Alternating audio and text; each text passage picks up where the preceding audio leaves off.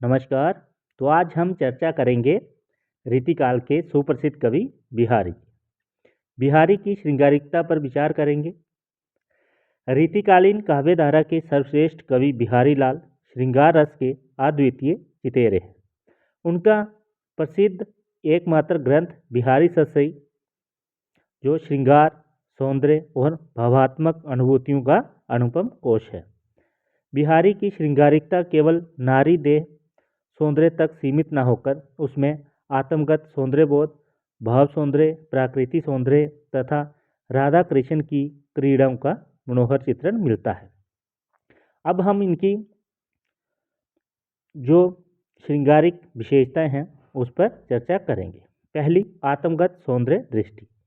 बिहारी सौंदर्य को वस्तुगत न मानकर आत्मगत मानते हैं। उनके अनुसार कोई भी वस्तु स्वयं में न सुंदर होती है न कुरूप, बल्कि देखने वाले के मन की रुचि ही उसे सुंदर बना देती है। यह सौंदर्य दृष्टि बिहारी की काव्य दर्शनात्मक परिपक्वता को प्रकट करती है। अब हम उदाहरण देखेंगे। समय समय सुंदर सवे, रूप करूप न कोय, मन की रुचि जेती जीते, तित तेती रुचि होए। तो ये उदाहरण आपने साथ में देना है, जो भी परीक्षा प्रतियोगी परीक्षा होगी उसमें। नायिका के नेत्रों का श्रृंगारिक सौंदर्य। बिहारी ने नायिका के नेत्रों का चित्रण अत्यंत सूक्ष्मता और व्यंजना के साथ किया है। नायिका के नेत्र श्रृंगार रस में स्नान किए हुए प्रतीत होते हैं और बिना काजल लगाए भी खंजन पक्षी को लज्जित कर देते हैं। अब हम इनका उदाहरण देखेंगे। रस सिंगार मज्जनु किए, कंजनु बंजनु देन, अंजनु रंजनु हूँ बिना, खंजन गंजन नैन। ये बहुत ही सुंदर उदाहरण है, तो आपको ये साथ में उदाहरण देना है।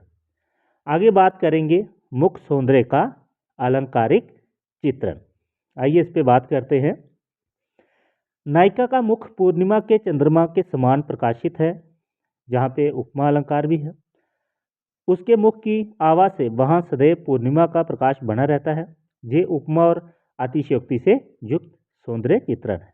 उपमा जहाँ पे उपमेय और उपमान की तुलना की जाती है और अतिशयोक्ति जहाँ पे बढ़ चढ़कर वर्णन किया जाता है। उदाहरण देखिए। पत्रा ही तिथि पाइए, ब घर के चहु पास, नित्य प्रति पुण्यो ही रहत, आनंद ओप उजास। तो ये भी बहुत ही अच्छा उदाहरण है। आगे बात करेंगे नायक के अंग सौंदर्य का मनोवैज्ञानिक प्रभाव। नायक के अंग प्रत्यंग की शोभा नायिका के चित्त को इस प्रकार बांध लेती है कि उसका मन बार बार उसी में उलझ जाता है। ये श्रृंगार का मनोवैज्ञानिक पक्ष है। उदाहरण दे सकते हैं इसका। फिरी फिरी चितु उत ही रहतु, टूटी लाज की लाव, अंग अंग छवि झोर में, बियो बोर की नाव। तो ये बहुत अच्छा उदाहरण ये भी। आगे बात करेंगे भाव सौंदर्य एवं नेत्र चितवन की। बिहारी की श्रृंगारिकता में केवल रूप सौंदर्य ही नहीं बल्कि भाव सौंदर्य भी विद्यमान है। नायिका की दृष्टि, चितवन और भावात्मक आकर्षण श्रृंगार को और गहरा बना देते हैं। अब हम उदाहरण देखते हैं इसका भी। अनियारे धीरक दृग्नि, कितिना तरुणी समान, वह चितवनी और कछु, जिही बस होत सुजान। तो ये भी अपना उदाहरण साथ में लिखना है। आगे हम बात करेंगे हाव भाव एवं अनुभाव योजना पर। प्रथम समागम के अवसर पर नायिका के लज्जा, संकोच, भय और आकर्षण से युक्त हाव भाव बिहारी ने अत्यंत सजीव रूप में प्रस्तुत किए हैं। वो हनु त्रासती, मुख नटती, आंखुनी सी लपटाती, ऐची छुड़ावती करूँ, इंची आगे आवती जाती। तो ये आपने उदाहरण अच्छे से याद रखने हैं।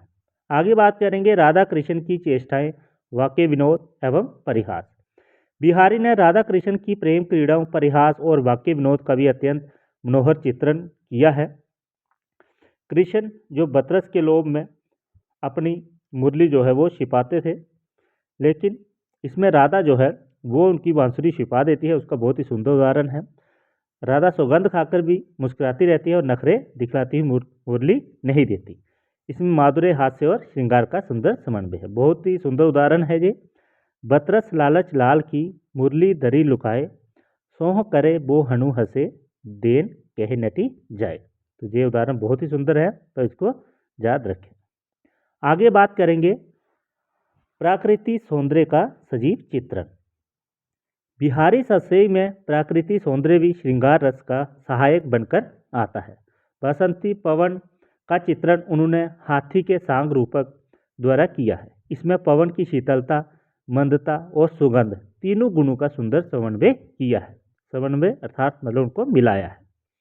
तो इसका भी हम उदाहरण देख सकते हैं।